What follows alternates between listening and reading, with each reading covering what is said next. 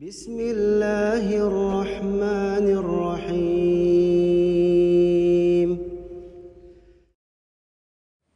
Tatkala kita tahu segala keberhasilan yang kita dapatkan, segala kenikmatan yang kita dapatkan murni dari Allah, maka kita akan terhilangkan dari penyakit ujub.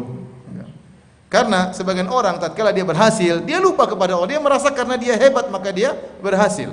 Sebagaimana perkataan Qarun, waktu dia dikatakan kau punya harta banyak, kata dia innama utituhu ala ilmin indi. Saya ini punya harta banyak karena saya punya ilmu dalam berdagang, punya ilmu dalam mencari harta. Maka dia ujub. Padahal kita tiap salat kita berikrar iyyaka na'bud wa iyyaka nasta'in. Ya Allah, hanya kepada Engkau lah kami beribadah, wa iyyaka nasta'in, dan hanya kepada Engkau lah kami mohon pertolongan. Artinya apa? Segala keberhasilanku murni pertolongan Engkau ya Allah. Memang kita melakukan usaha, tetapi usaha kita pun karena Allah Subhanahu wa taala. Seorang mungkin dia berhasil karena kecerdasannya. Yang kasih dia kecerdasan siapa? Allah Subhanahu wa taala. Kalau Allah berkehendak, tahu-tahu dia kejedut, hilang kecerdasannya. Mungkin terjadi. Tahu-tahu Allah cabut kesehatannya, percuma kesehatannya. Percuma kecerdasannya, tanpa kesehatan dia tidak bisa berbuat apa-apa. Jadi kita harus yakin bahwasanya segala keberhasilan yang kita miliki murni dari Allah Subhanahu wa taala. Kapan kita merasa punya andil dalam keberhasilan kita, maka kita terkena ujub, dan itu adalah syirik kecil. Syirik kecil yang bisa menggugurkan amal seseorang. Ya, fal ujuba fahdharhu innal ujuba mujtarifun a'mala sahibihi fi sailihil arimi. Waspadalah terhadap ujub. Sungguhnya ujub itu bisa menggeret amal pelakunya, ya, sehingga terbuang, tidak ada nilainya sama sekali. Maka seorang waspada. Apa itu ujub? Kenapa dikatakan syirik kecil? Karena dia merasa bukan cuma Allah semata yang buat dia berhasil, tapi dia juga punya andil dalam keberhasilan tersebut.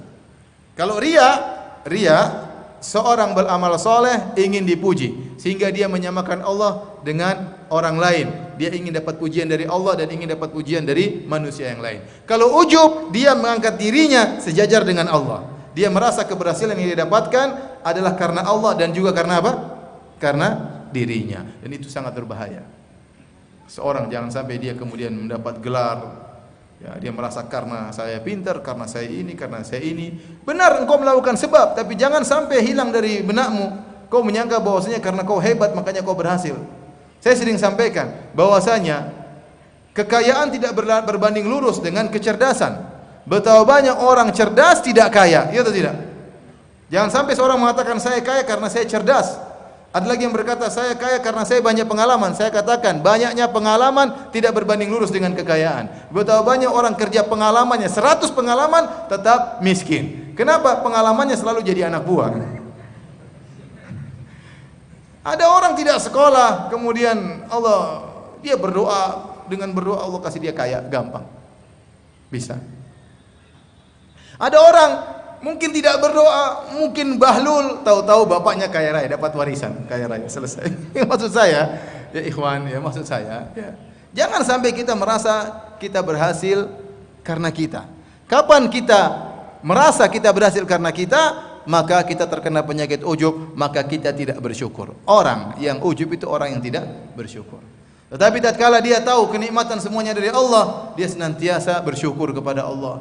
Dia khawatir sewaktu-waktu Allah bisa mencabut nikmat tersebut. Dia berusaha menjaga nikmat tersebut karena dia tahu murni dari Allah Subhanahu wa taala.